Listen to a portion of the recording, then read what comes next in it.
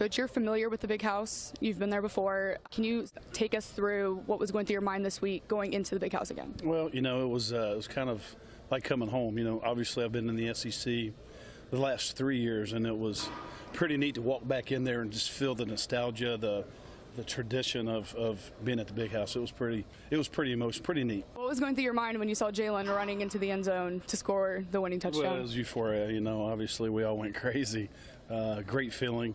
A realm of emotions go through your mind as he's going down the sideline. What a great play by the young man. He works to their sideline away from all the defenders, and you're thinking, let's get out of bounds so we can kick a field goal, and all of a sudden Jermaine Edmondson shows up and blocks the last remaining defender, and into the end zone he goes, and the rest is history. Okay, now let's go back to this play.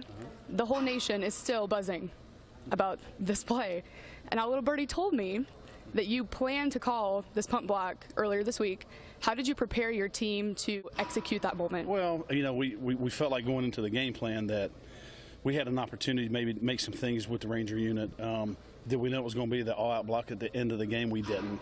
But, the kids had belief. We talked about it all week. Big meeting Friday night, early Saturday morning, and the kids went out and executed and believed in the plan.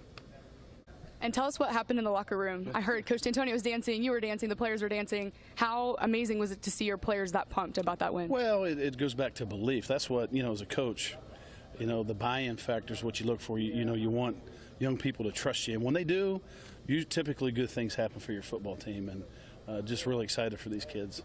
What have you learned this game about your players that you maybe didn't know last week or the weeks prior to that? What have you learned about your team after this win? Well, you kind of felt it coming. Again, it goes back to the belief.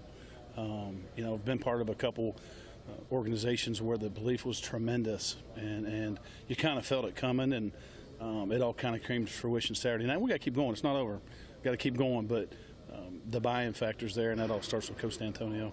And how are you going to prepare your team for this upcoming game against Indiana? Well, Indiana's a good football team. They throw the ball around, got a quarterback that can execute their offense, and they'll come in ready to play. Our plate will be full this week. And what are you going to adjust for special teams this game? Well, we'll see. We'll do what we do and try to keep getting better at what we're doing. Thank you, Coach.